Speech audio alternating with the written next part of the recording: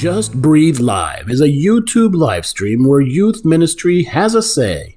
Hosts Shannon Harper and Eric Bliss interview youth and adult badasses who hold a vision of liberal, religious youth ministry that is both life-saving and spirit-lifting. Come join us via the chat for real-time conversations where your ideas matter and your questions get answered. Explore faith, spirituality, and life purpose as never before. And above all, bring your authentic self and just breathe.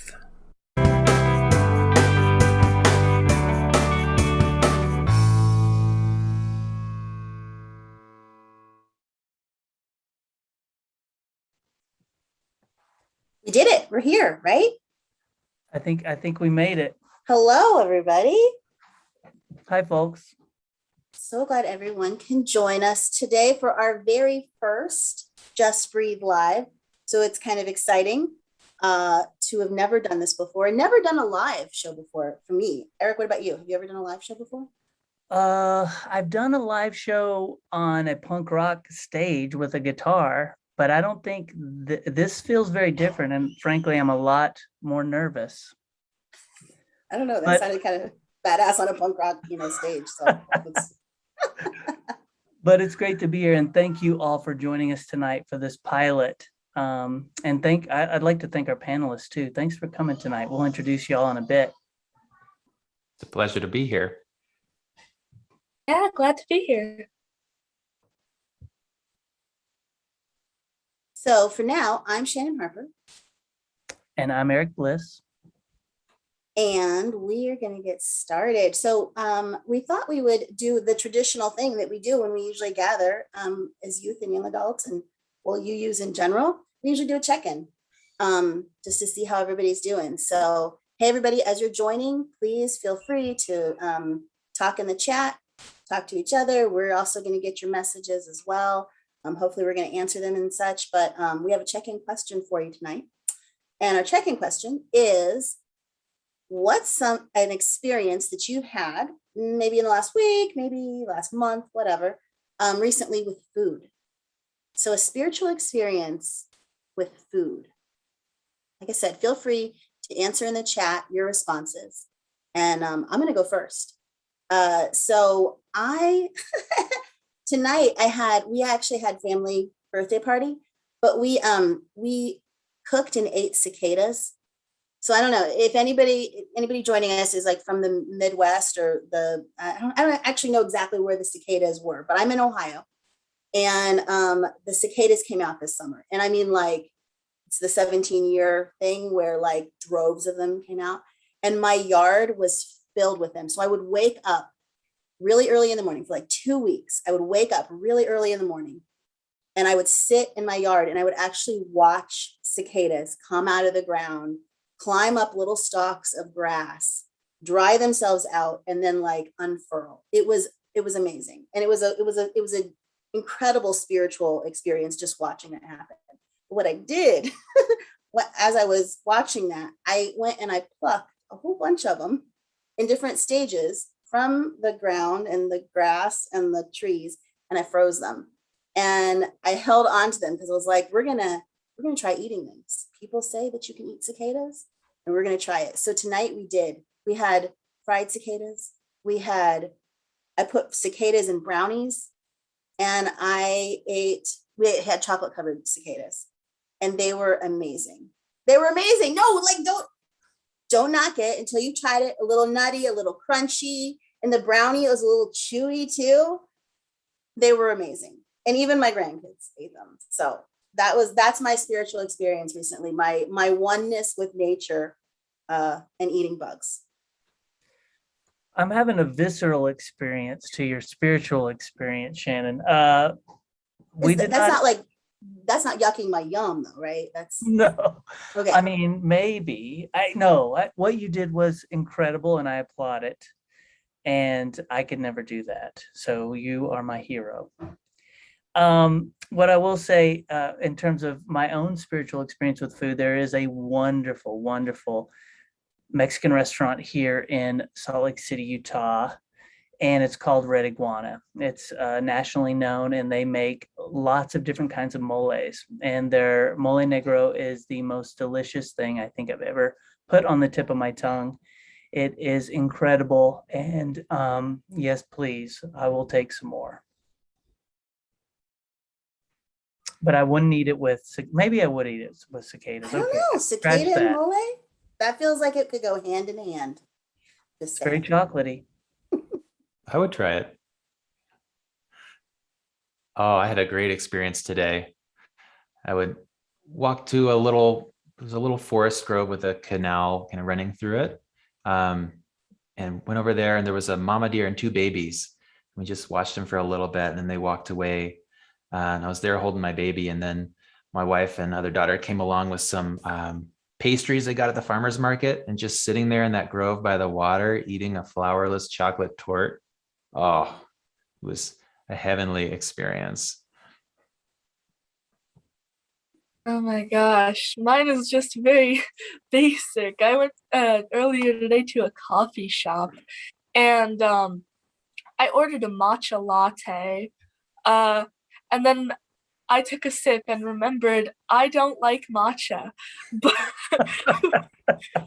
I put on Penny Lane by the Beatles, and I was sipping this drink, like ignoring the taste, and it felt, in a weird sense, it felt exactly what a Sunday should feel like.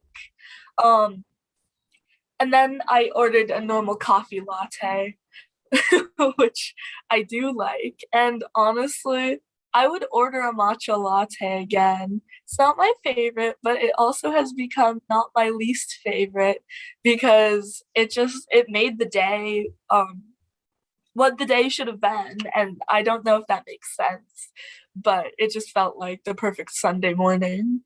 Oh yeah, that makes complete sense. I love that. And thanks y'all who are responding in the chat. Remember, you are invited to also share your spiritual experiences with food. We've already heard from Dana Christian Lee. Her neighbors brought them a basket of fresh veggies and eggs from their farm. Thank you for sharing that, Dana.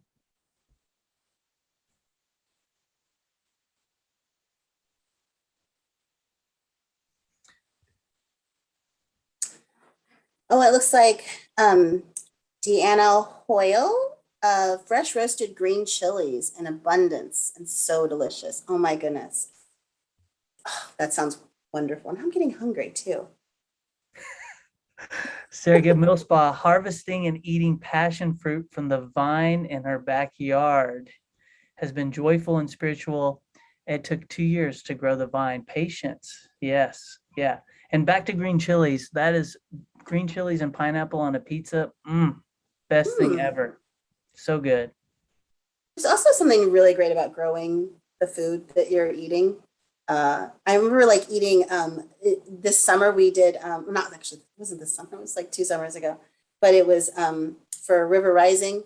We did gardening in the church, at the church garden. And so we got the experience of like eating a warm tomato out of, like fresh off of the vine. There's something about like a sun-warmed tomato.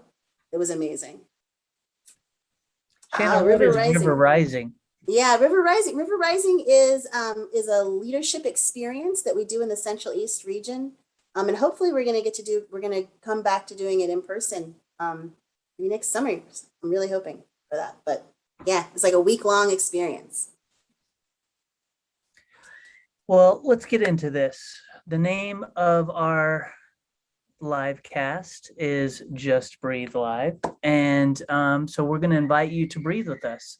Please find a comfortable position in whatever space you are currently occupying. Dig your feet and hip bones into your substrate, the surfaces or surface that you are resting on, and take a moment to relax, to unwind, and breathe with us. We'll do 3 calming, centering breaths all together. It's called Just Breathe, right? So with each breath, using your inner voice, on the inhale, you'll say just, and on the exhale, think breathe. Or if you'd like to do something else, you can have a different mantra. That is up to you. But I'm going to mute, and we can have this moment to just be and breathe together.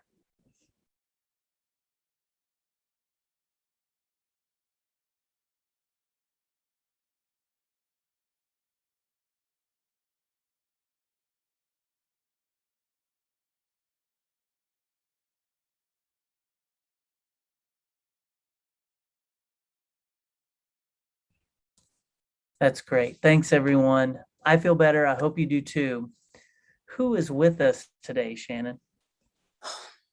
First of all, I just want to say thank you for that, because you know how you get really excited about you get up like, seeing your friends or doing something online or whatever, you get really excited and then you forget to just like calm down for a minute. I really needed that because I was a little up here and now I'm a little down here and I feel much better. Thank you. So, I'm excited to introduce one of our guests. Eric's going to introduce the other. We're going to take turns. So our first guest that I would like to introduce is Lee Blythe. Lee's pronouns. Lee is 16 years old, uses they, them pronouns. They're a senior at an arts-focused high school. Lee plays the cello and hopes to go into music performance as a career. Lee has grown up as a Unitarian Universalist. In the last few years, they have become immersed in their faith and their own spiritual practices, as well as in leadership at the regional level. They're excited to be part of this new outreach platform and can't wait to see where it goes. Welcome, Lee. Hi, everyone. Also joining us is Reverend Christopher Watkins Lamb. Reverend Christopher is an eco-chaplain, song leader, and spiritual care practitioner in Fort Collins, Colorado. Christopher is lead chaplain at Poudre Valley Hospital, providing multi-faith and belief interdisciplinary spiritual care to staff. Say that 3 times fast.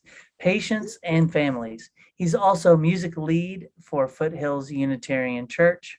Their ministry is focused on the intersection of ancestral healing and trauma work, critical ecology, creative beauty making, and imaginal perception. So glad you are here, Reverend Christopher. Thank you. It's so good to be here. So the format for this live show is to kind of like start with, it's like an interview in some ways, but we're hoping to just kind of have conversation with our guests and see where it goes, where it leads us. But our theme this time is about spiritual practices and spirituality in general. So we're hoping that we could hear from both of you about like what are some spiritual practices that you've been doing lately that have really been helping with whatever's going on in your life. I guess that also is important to know, like what's happening in your life. But what are some spiritual practices and things that you're really connecting with lately?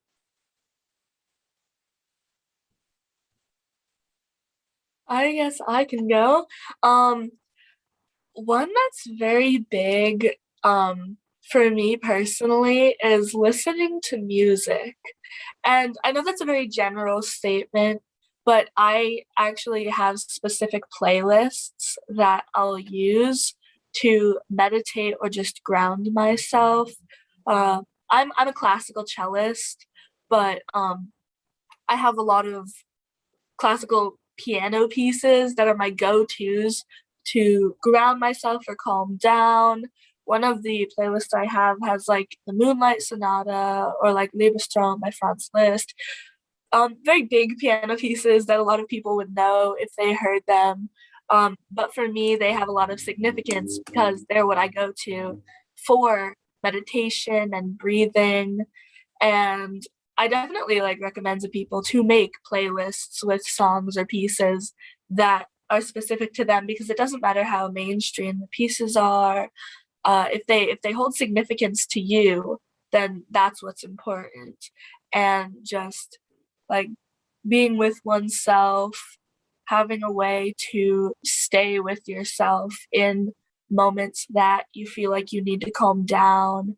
And if there's no one else around, just having the go-to of, hey, this is accessible, this is something I can do, and just like not drowning out the rest of the world, but focusing on the music and knowing that it's there to help you like guide yourself.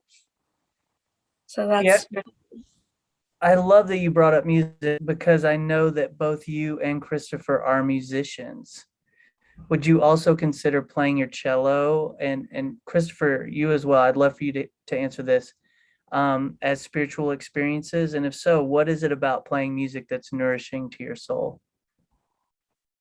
yeah. I'll just answer this quickly and then Christopher you can say, but absolutely I would consider playing cello spiritual like experience and way of being because it's this is gonna sound kind of strange, but like producing the sound, especially on cello, it's a very like deep and whole sound, and I feel like just it's a part of me that I can't express verbally, but I can express through the instrument because you can really hear feeling through someone playing an instrument, whether it's singing or like playing a guitar or playing a cello like I do.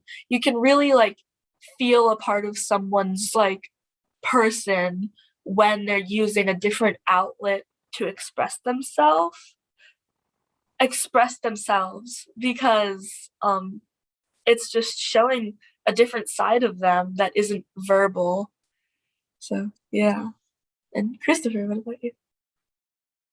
Yeah. So to answer the first part of your question, one of the practices that's been really grounding to me is just cultivating relationship to the place where I am. So really practicing noticing what's around me. And there's like a little trail behind my house, and whenever I walk it, which I try to do often, I'll stop and visit a particular tree. And just to have that practice and that sense of developing relationship, the way that you do with people in your life, like over time, you get to know a place better and better, is really grounding. And to start to notice, changes in seasons and to take intentional breaths in those spaces. So I love that piece. And another one that's been big for me is, I have 2 young children. So just being willing to engage in laughter and play and silliness is kind of a spiritual practice. And it's like, sometimes I'm just like, I feel like I'm in serious mode and I'm not in the mood for it. But if I just get over that hump, then, I get into the play zone and it's all fun and good. So I love that.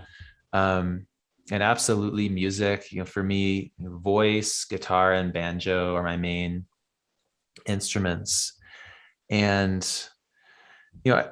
for me, I think it's possible to do music in ways that don't feel spiritual. But often when I'm playing music, it really does. And that usually happens when I feel like the music is playing me to some extent, like my intention and my, kind of my ego or my mind kind of just lets go and relaxes. And whatever happens with the music, which is great. So we have a practice in my house, just making up songs all the time. Like it's basically just a musical in our house. And my 4-year-old has picked up on it too, which is really fun. So we just sing about everything. And it just like, it connects us to each other and to what's happening. So it feels joyful and spiritual. I've got to ask, is there a song that your 4-year-old has sung recently that you could share with us? Most of them are just like one-off songs. It's just like singing about, making dinner or about her baby sister. So, it might be a song about like changing a diaper, the basics that we do. Sing about what you know. That's what I used to tell my kid. She would make up songs that were like about these like, things that she didn't know anything about. Like, she was like 4 and it was like about having a boyfriend or something. I'm like, sing about what you know. Like, what's happening? Playing on the playground. Right. You know what I really love about what both of you shared, and Ali used the word accessible, is like the things that you shared are accessible. And I think that like spiritual practice is like, sometimes people can think of it as like, it's like exercise, like, oh, I gotta go to the gym, I gotta get on my workout clothes, and I gotta drive to the gym, and I gotta like do all this stuff. But like, no, like really exercise that's successful, like taking a walk around the block, taking a run, like it's better. And spiritual practice is the same thing. So like playing music, you play music, it's something that you do. It's a part of your life and it's accessible, being silly, having fun. I love that it doesn't have to be this like, whole big endeavor or process for you. Definitely, yeah. I feel like it has to be that way for me right now. Like I just feel too busy to do anything other than integrate it into my life in little moments. Yeah, absolutely. Same here. Yeah, when like the work of like taking care of ourselves mentally feels like work, then it's not helpful, right? Totally. I hear from a lot of youth.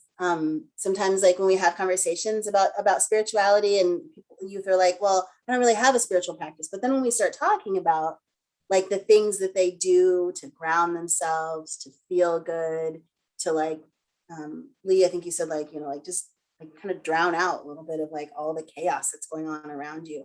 Like everybody has those things. Is there anything else that you want to say about like spiritual needs for youth specifically? I mean, Lee, obviously you are a youth, and Reverend Christopher, you work with youth. But like, is there anything else about like the spiritual needs of youth that you've kind of picked up or learned?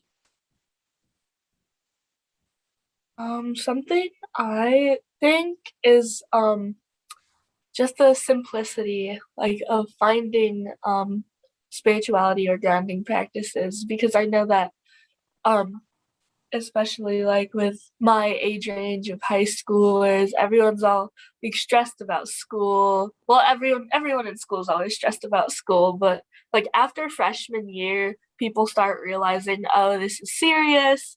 And then I know that especially in my age range, procrastination is a very big problem, and even I can attest to that. So Never. so like just finding simple ways to practice spirituality that either don't take too much time or don't take too much setup, and are just again tapping back into accessibility, like that are accessible. And that's why I use music as one, because it's very accessible and very easy to like turn into a practice, even if it's not like a conscious practice. So just like simplicity is a big thing. Yeah, I love that. I love the idea of too small to fail. It's like pick something that's too small to fail. What feels like such a breeze. Like, yeah, I can take 3 deep breaths in the morning when I get up. That, whatever it is. And starting with that piece, I think is just really helpful. The thing that comes to mind for me, I think spirituality is about meaning, purpose, and connection. And those 3 things, I think, are, really come to the forefront when we think about the spiritual needs of youth, and having spaces where youth can explore what that is and what that looks like. Most of us growing up are in a culture that's very, capitalistic, consumeristic, and doesn't necessarily offer a whole lot of avenues to explore like deeper meaning and ways to connect that feel kind of rich and weighty, like they have some depth to them. So I feel like creating spaces where youth can do that work and not just receive answers about, someone's going to tell me what is meaningful about life, but actually to have the opportunity to explore and discover for oneself what that truth is. Just feels so valuable. That's beautiful, y'all. I love, that kind of root, why is spirituality important? and I think about that a lot. I wrestle with that as a religious educator, and you know, I can think of times in my life where I have felt so much joy or so much pain or so much fill in the blank, and not had a way to wrestle with or digest those feelings. And spiritual practice is just such an incredible outlet, to celebrate and to mourn and to ask for forgiveness and to connect. I love that so much. Is there a story behind a spiritual practice that you engage in? Something that you discovered in your travels, or a way that a spiritual practice has fed you, or a person that you've interacted with that taught you a particular thing. And I can think of, I have a cleansing practice that I learned through my spiritual coach, and I do it every day after work. And my wife can tell when I've done my practice and when I've not. Do y'all have a story about a spiritual practice that you engage with? You want to go first? Oh, surely. I'm happy to tell one. So what came to mind for me, I got to spend 2 weeks at a Shinto shrine in Japan. Shinto is kind of an ancient religious tradition in Japan. And on one of my last nights there, I was introduced to a ritual called misogi, and it happens under a waterfall that's on the shrine property. And there's some particular movements and prayers you do, but ultimately you get in the cold water, and it was cold. Stand under it for a chunk of time. And it is a purification ritual, like what you're talking about, Eric, but one that left me feeling so light and elated and full of energy. And then I learned how, it used to be a secret practice, and then the current priest opened it up and teaches people how to do it. They do it on the shrine, but then they have people who do it in their showers. And so a practice for me has actually been most mornings starting with a really cold shower and being really intentionally grateful for the water that comes out and feeling alive. And it's incredibly invigorating. So if you're feeling brave, you can try it. You're speaking my language. Sorry. You're speaking my language. I love anything that has to do with water and waves. Oh my gosh. And I'm landlocked. I'm in Ohio, but if I can go somewhere where there are waves and I can just spend time in the surf, it just feels like it's totally recharging me. Just totally. Oh, it's fantastic. I love water. Yes. I feel like water can just take so much energy that, it's not good for our bodies to hold. Water's just I got this. Carry it on downstream. We could do a whole show about water. Honestly, do a whole show about water. Oh, okay. So you know what? I'm gonna go to our chat because we haven't been paying attention to the chat, and I'm noticing that Sarah Gibb Millspaw is talking about having gone to the shrine to do misagi. Is it misagi? Misogi in 2004. So that's awesome. Oh, that's amazing. Yeah. And okay, so I'm going to go back to, because I learned something new in the chat. Deanna Hoyle says the cello resonates with humans because we speak in the same range. Did you know that, Lee? I didn't. Yeah, I did know that. Of course you did. And yeah, I think it's really cool that it's a similar range, because whenever I'm in orchestra, I'm forever joking with my violin friends, oh, I could never play violin, the E string's way too high. Or with my bass friends, it's dude, your instrument is so low, what are you doing? And then I'm I might be biased, but cello's pretty good. And whenever whenever they argue me about it, I bring up the fact that the cello is the closest in range to the human voice. That's like my go-to argument. So when I saw that in the chat, I was like, yeah. That makes so much sense. I also love I just love watching people play the cello. There's just something about like that feels whole body about watching someone play a cello. I love it when like your whole body and movement gets into it. It's really cool. Yeah. Play And and go ahead. sorry. Lynn. You know. I was gonna say I play in a band with a cellist, and it's just so much fun to have him play with me. It makes every song better. And he actually wears it in a strap, so he's like rocking, standing up with it. Yeah. So, the cello guitar strap. Oh my goodness. Awesome. Yeah. And then, yeah, just like circling back to the cold water, when you said that, I was like, yes, because like with dyed hair, cold water makes it so the dye goes out faster. So I'm always like showering in cold water, and every time it just feels like a wake up because cold water is like, oh, wow, that is sure the temperature that I am not used to. And it's like very like, I'm here. So I'm definitely gonna like start focusing on that more. Anything Yeah, that makes you feel alive, right? totally. I don't know if it's scientifically verified, but I've heard that cold water kind of resets your body from electromagnetic, just all the interferences that we get throughout the day, right? All the signals and stuff. So cold water is kind of a nice reset for that.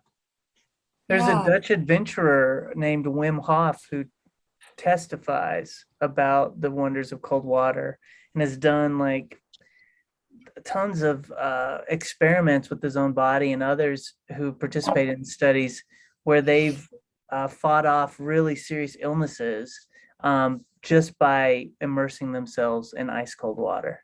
So it's physiological, it's spiritual. Wow. Yeah, I've not been to a shrine, but I will say I like to go to the spa.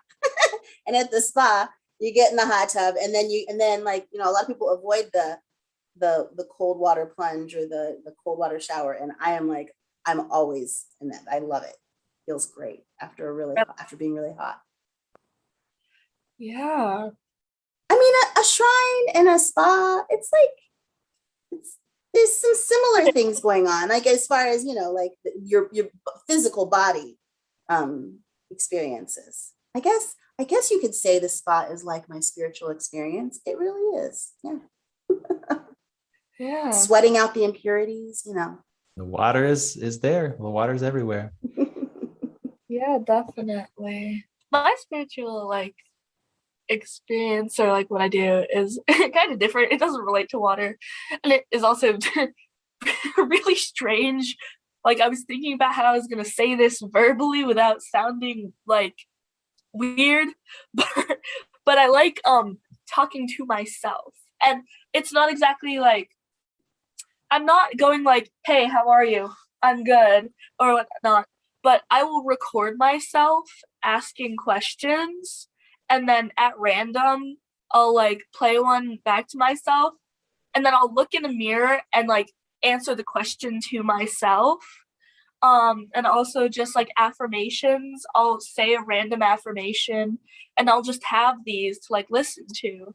And this became like, and I would do it at random just for affirmations, but then it became a really like helpful thing when I was in an airport bathroom in Switzerland after missing 2 flights because of layovers. And I was like on the verge of just a complete like breakdown, but I was in this bathroom looking at myself in the mirror, and I was like, I'm gonna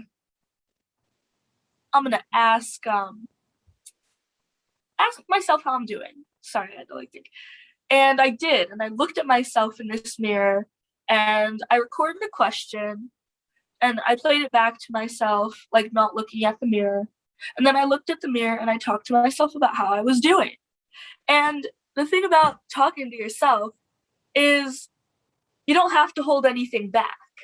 Like when you're talking to other people, you're like, oh, maybe I don't want to say this because they might judge me, or they might like worry about me more than I really need them to. But when you're talking to yourself, it's you unfiltered. So like looking at yourself, you're like, this is me, this is who I am, and I can say whatever I want to myself, and I know that I will not have anything judgmental to say back because your reflection can't respond to you, but you can respond to yourself. So yeah, that's a very good, like, it's very grounding to just like converse with yourself. And it sounds very weird out loud, but like if you do it, you'll understand. I think it sounds really revelatory. I've never, I mean, I do it sometimes, and mostly in moments of frustration, but I mean, everyone has an inner dialogue, right? I mean, you're having this inner dialogue, you're just like espousing it. I think that's tremendous. I mean, what a pressure valve, to just release that and just let the steam blow out. We got to respond to some moments in the chat. Emily, I'm with you. All this talk of cold water. I love my hot showers. I'm sorry, I'm not quitting those. And Kitty, thank you for lifting up your practice of libation. That's really amazing, and interesting that you use that cold tap water for the liquid. And no, Sarah, you do not have to take the polar bear plunge on New Year's, but if you do, let us know how it goes. I'm in it. I know somebody who's really dedicated to that polar bear plunge. Jenica Davis Hockett, who shout out to our colleague, is really dedicated to it, to the point where she actually like puts the pool in her backyard and, and does it, which I never, because I'm always like, oh, I gotta go find a lake or something to go jump in. Oh, oops, there's not one close by. I guess I don't have to, But no, she's like, she puts the pool in the backyard in the middle of winter, so that she can do the plunge, which I was like, that is dedication. That is some serious dedication. And I just want to say, with the talking to yourself, I'm sorry to go back to this, because I don't think it's that weird, because you know what it reminds me of? It reminds me of like affirmations, right? Like how, like they say, and I honestly don't, this is not a practice that I have so much as, I mean, like, I think I give myself pep talks, like, like you go, you can do that, right? But not like they say there's some real magic in just saying affirmations to yourself over and over again. So like something about hearing your own voice tell you these positive things about yourself. I think that makes complete sense, Lee. I can totally see how like talking to yourself would reinforce that. It's awesome. I love that. I think it's really wisely, and it makes me think of Valerie Kaur, I'm not sure how to pronounce her name, of the Revolutionary Love Project. And she talks about how like she realized that she has this wise woman inside her. And sometimes when she really needs to hear that voice, she'll ask questions out loud to herself. And then she'll go on her phone and record a voice memo and speak the response. And then she'll hold it up to her ear and listen to her voice. So it's very similar, hearing that wise woman respond to her like she's on the phone. And I think it's amazing. It's that inner wisdom, self-love. Well, in one of the moments that our ancestors are speaking to us through our own voice, genetically, when are those ancestors really bringing us messages of hope, of self-compassion? There was a moment I experienced just a few weeks ago. I can't remember the exact circumstance, but there was a voice that spoke to me, and it was through my own voice, but it wasn't me. And I remember feeling so held in that moment. So yeah, beauty, love it. Mm-hmm.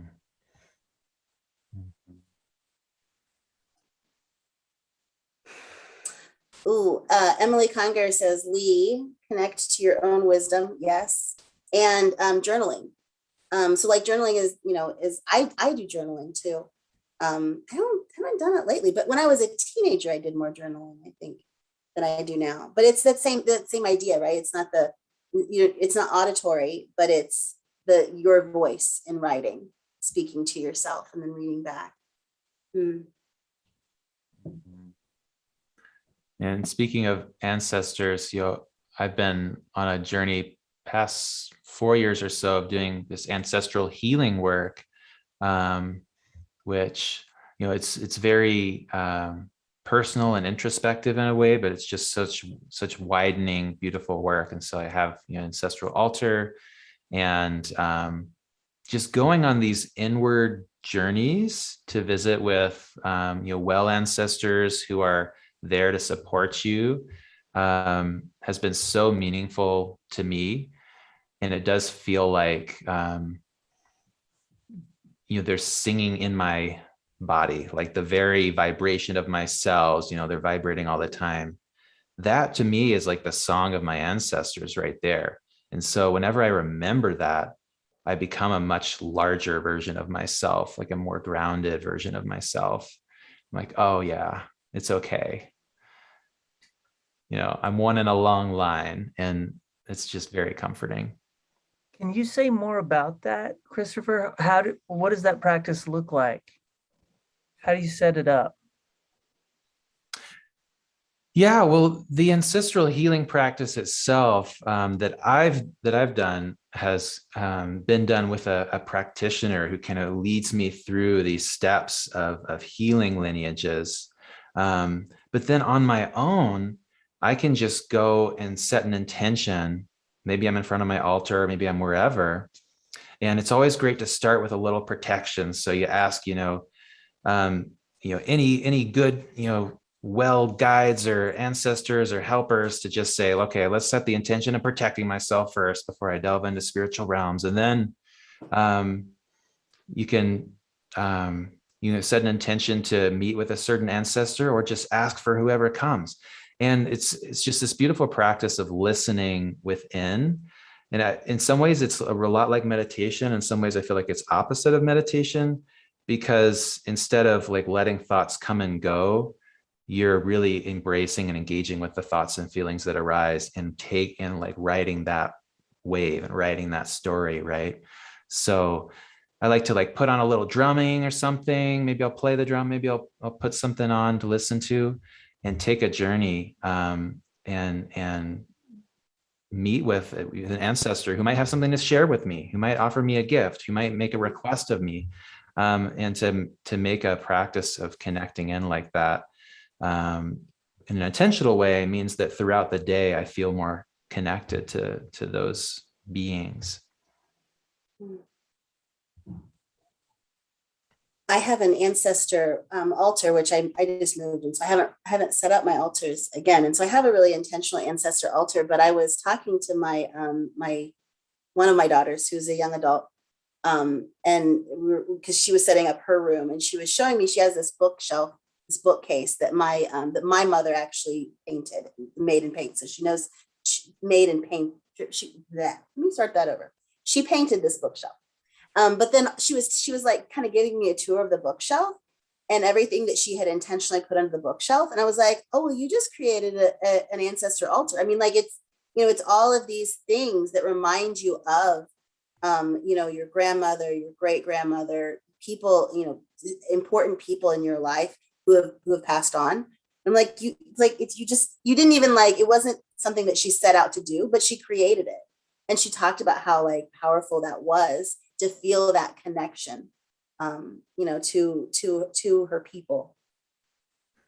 Lee, do you have a connection with an ancestor that you feel particularly bonded to? Yeah. I always love like when my grandmother tells stories of like her mom or her grandma, and something we like to do, or she liked to do when I would visit, is write like stories about life, and she'd always read them. And I guess it's an indirect connection through my grandma,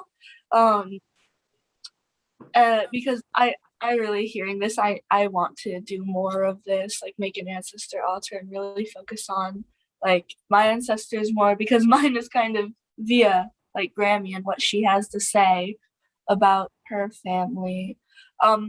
But recently, the our family matriarch, I think she was 99, she just recently passed away.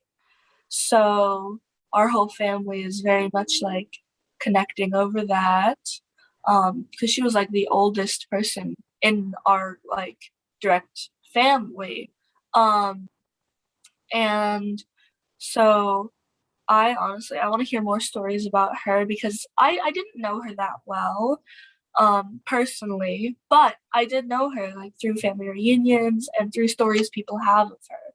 So I'm just gonna talk to my family more and hopefully learn even more about my ancestors on top of the stories I've heard. Yeah.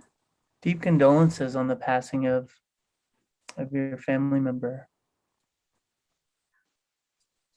So if people wanted like more information on ancestral work, is there any like, here's a good book to start with, or here's a good person to connect with? Any recommendations? I have a lot of respect for Daniel Foor's work, Foor, and his website is ancestralmedicine.org, I believe. And there's a lot of free resources on there to read. And he has a book as well that's, I believe, ancestral medicine or ancestral healing, Daniel Foor. And there's a lot of great stuff on like the Shift Network. If you ever go to that website and search ancestral healing, they have a lot of great talks with ancestral healing practitioners. Mhm. I know I just started the book Jambalaya, it's a very old book, but it's been recently, I mean, not recently, but it's been updated, but it's like it was written, I think, in the 70s.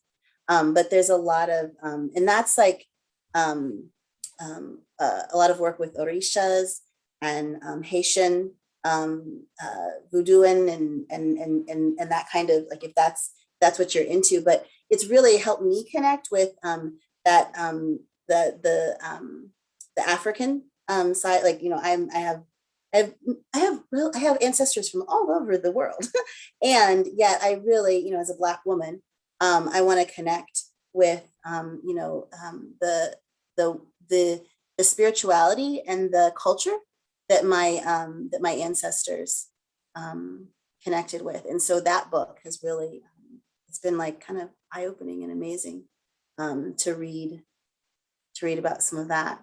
So I mean, I think like that's the other part of it is like culturally, like we're all connecting with different ancestors from all over the place. And so like really reaching out and finding you know, finding the works that speak to the culture that you come from too is important.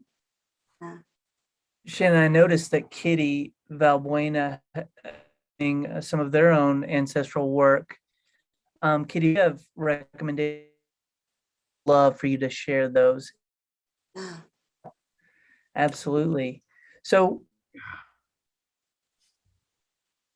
it's here, and we got to go out with a banger. So would love to hear from our panelists. What was your most powerful spiritual experience? I briefly share, I was at the mountain in one of our holy sites in this country. If you've never been to the mountain, I highly recommend it, particularly those of you who appreciate Camp de Benneville Pines. The mountain is another outdoor nature landmark owned and operated by JUUst. I witnessed literally tens of thousands of fires in a field. The starlight above, it was mesmerizing, and I communed with the divine. We're not here to hear my stories. Experience that y'all, we'd love to hear from you first. I don't know if this was cutting out for anyone else a little bit, but I think you handed off the question. So I heard the Benneville Pines in there, and that's a place in the San Bernardino Mountains that I am very like connected to. And the spiritual experience I was thinking actually was there. Um, my 10th grade year, right before everything shut down because of the pandemic, I was at winter camp. And it was New Year's Eve, and the whole area there is like very spiritual. It's just a week of hanging out with your Unitarian Universalist like peers and friends and everything. And it's New Year's Eve, and my friends and I, like, they're a group of my really close best friends. We were in one of the cabin rooms, and funnily enough, we were listening to music. This ties back to my whole like spiel on music and spirituality. But we were sitting there just listening to music, not really talking, but just being there with each other, preparing to go into the new year, turn of the decade, like all with each other. And we spent New Year's like together in our small little group, um, just collectively preparing for whatever the new decade would bring us. And it was more of a group experience than a personal experience, which I think is why it had such an impact on me. Because it wasn't even that long. It was just like hanging out in a cabin room for like 30 minutes while we prepared to go to the New Year's Eve dance. But all of us were just talking about um what we wanted in the new year and then listening to music, and it was very like impactful. And then of course the year didn't go anything like any of us really like prepared for it to, but it was still a nice like moment of here's what we want to do together. So yeah. Mm. Oh, it's so hard for me to pick. I feel like there's just so many good experiences. One that was coming to mind was a UU young adult conference, and there's something about the combination of nature and ritual and music, especially when it's with people that you've been like deepening with for several days or weeks, that it gets to a different level altogether. So I was a chaplain and music worship coordinator for this event, and we did a blessing of the hands ceremony, and having each person come up one at a time to get their hands blessed with water, and to hear and witness these moments of blessing while I was standing to the side, singing and playing, was just like, I felt like on another plane. I felt like the whole landscape was just like singing and blessing with us. And those, I feel like most of my spiritual experiences are kind of private and personal, but those ones that are collective, it's just like, it feels like there's just the big container to hold all the energy and to honor what's happening. And so it's a moment that just feels like overflowing with this compassion and gratitude for me. I really like to think back on that.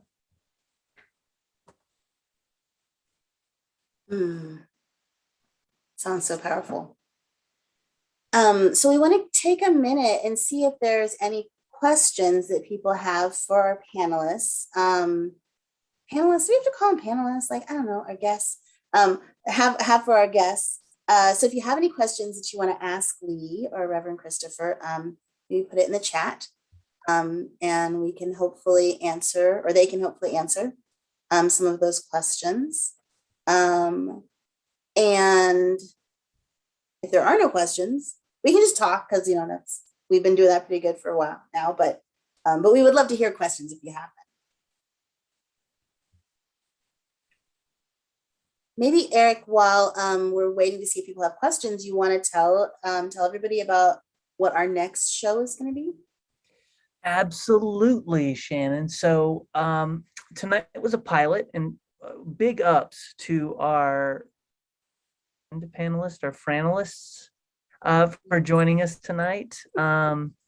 And a big ups to everyone who joined us to watch the YouTube live stream. Thank you for coming out, being a part of this experiment, sharing your thoughts and experiences with us. We're just humbled and honored that you would come and be with us this evening. Our first official Just Breathe Live, that is not a pilot, is not a practice, is Sunday, September 26th, 5 p.m. Pacific, 8 p.m. Eastern. We're definitely going to be joining Gottfried, and we will have one other emerging adult to join us to be announced. And they will be discussing the other side of the bridge. What does life look like after Why Are You You? So we hope those came tonight. We're going to do some big publicity. It's going to be open. So come be a part of the conversation and just breathe with us. And I don't know, you might have cut out because I heard Gottfried, but I didn't hear what Gottfried was gonna be joining us, and people could be confused. So you might want to say that again. Yeah, apologies. I'm cutting out tonight. I may have to use Ethernet cable for our next Just Live. The story I tried to tell earlier, if it got cut off, it is in this book authored by or edited by Meg Riley called Testimony. Check it out if you want to hear about A Sea of Fireflies. And it's Molly Gottfried, a wonderful, wonderful emerging adult leader from originally from the Pacific Northwest, now attending Smith College in Massachusetts, I think. Is that where Smith is? What, William Smith College? Because I know a Smith College in Geneva, New York, but I could be thinking of a different one. I guess we'll find out in 2 weeks. Yeah, so come find out. Yes, if you're curious and you're on the edge of your seat and you'd like to know, you should join us next week to find out where Smith College actually is. The suspense is killing me. You have to have the cliffhanger. You have to have to be continued. The real location of Smith College. Sorry. Okay. It looks like we don't have questions, so that's okay too. I'm going to do our outgoing breath. Eric assigned me this task of outgoing breath, and I'm going to share with you a practice that I learned from one of our colleagues, Nancy Combs Morgan, to end a meeting, or not to end a meeting, but to end like the part of a meeting, like you're having an agenda and you get through something and you just want to be done with it, and you want to like push it through your body and get it out. We do a whoosh, and I feel like this was a success. Yay, we did it. This was awesome. And I really want to whoosh this thing. Okay. So to do a whoosh, it has to be whole body. It has to be like deep guttural in your coming from your stomach. And it starts up here, and you put your hands and and it's like you're pushing. I can't really see my hand. Okay. Sorry. You're pushing out your breath.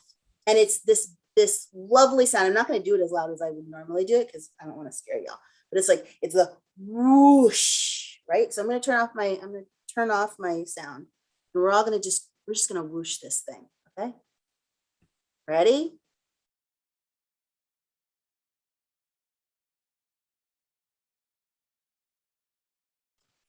Oh, that was good. And bringing back the waves and the water, I dig it. So as we say goodbye, sadly, now, we'd love to hear what you're breathing in these days. What's keeping you sane? What's helping you stay grounded or filling your cup? As you're leaving us, as you're heading out the door, please type in the chat whatever it might be that is keeping gas in your tank, fresh air in your breath. And again, thank you for coming. Thank you, Lee. Thank you, Reverend Christopher. Thank you to our amazing admin team, Beth Case and Amy Kent. You are the wind beneath our wings. And hopefully we'll see you next time. Shannon, you have the final word. The final word.